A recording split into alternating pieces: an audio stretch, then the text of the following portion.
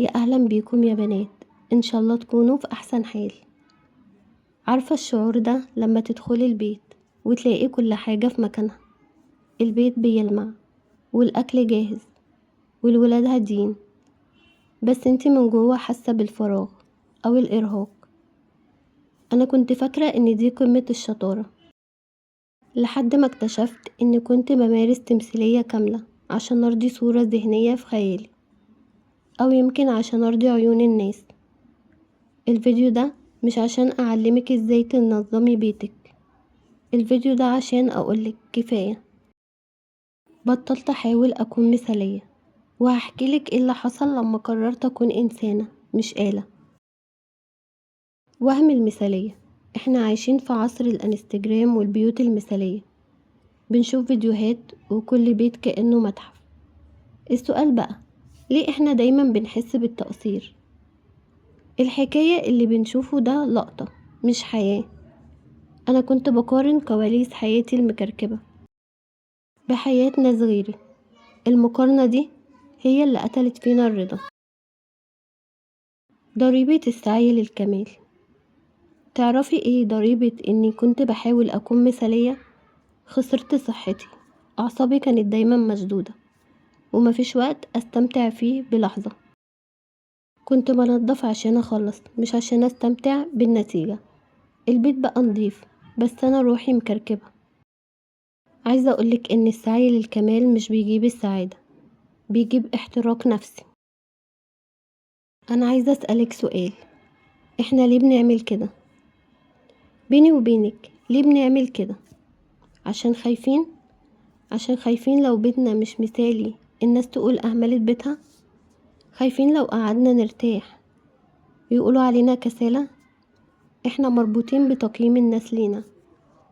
بس يا ترى مين اهم، راحتك النفسية ولا كلمة ممكن تتقال في غيابك؟ هقولك على حاجة انا مريت بيها. كان في يوم تعبت جدا، البيت كان مبهدل وجالي ضيوف فجأة. كنت في حالة انهيار، ووقتها بصيت لنفسي في المراية وسألت أنا بعمل في نفسي كده ليه؟ وفي اللحظة دي أدركت إن بيتي معمول عشان أعيش فيه مش عشان أعرضه. ومن هنا بدأت رحلة التغيير، وبدأت أغير المفهوم عندي. البيت المثالي مش اللي بيلمع، البيت المثالي هو اللي فيه ضحك، اللي فيه راحة، اللي فيه بصمة أصحاب البيت. لو البيت مكركب شوية بس احنا بنضحك وبنلعب، يبقى ده بيت ناجح 100%. التغيير بدأ لما سمحت لنفسي بالعفوية، وبطلت أقول لازم البيت يترتب قبل ما انام، أو لازم أعمل كذا وكذا. استبدلتها بأقدر، ايه اللي أقدر أعمله النهاردة من غير ما أضغط على أعصابي. رتبت أولوياتي. في فرق كبير بين الأولويات وبين هوس النظافة. عايزة أقولك إن أنا بدأت أطبق مبدأ الجيد بما يكفي. مش لازم كل حاجة تبقى 10/10. لو عملت 6/10 النهاردة وأنا مرتاحة، ده ممتاز.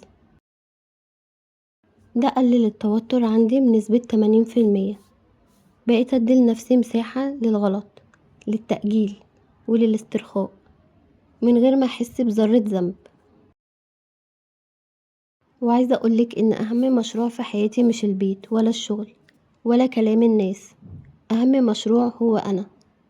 لما بدأت أستثمر وقتي في نفسي، في قراءة، في هواية، في راحة، الطاقة اللي بتطلع مني للبيت بقت مختلفة تماما.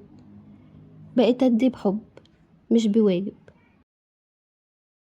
وجربت أسيب المواعين في الحوض وأروح أقعد مع أولادي ألعب معاهم، أو أقرأ كتاب.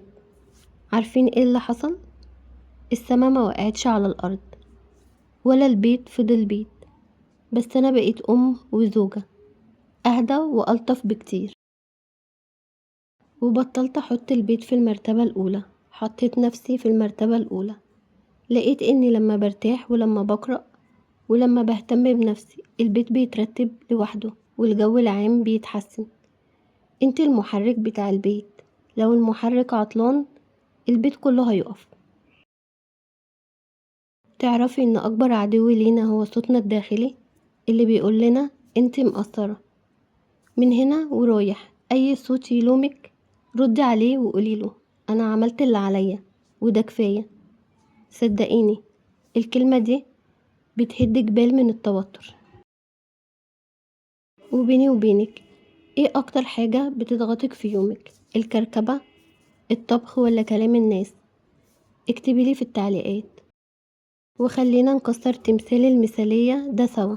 احنا هنا عيلة ومحدش فينا أحسن من التاني.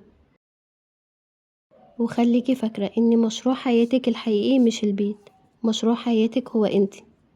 استثمري في نفسك، في هدوءك، في صحتك النفسية. البيوت بتنضف في دقايق بس الروح بتتبني في سنين. حافظي على روحك. والنهاردة بطلب منك طلب واحد، اقبلي واقعك. بيتك مش لازم يكون مجلة ديكور عشان يكون بيت دافي. انت قيمة كبيرة جدا، ومش قيمتك بتتقاس بنظافة السيراميك ولا ترتيب المطبخ. لو الفيديو ده خفف عنك شوية عرفيني في التعليقات وقوليلي ايه اكتر عادة مثالية نفسك تتخلي عنها. واشتركي في القناة بهدوء مع منى، ومستنية اشوف تجاربكم. دمتم في امان الله وحفظه. سلام.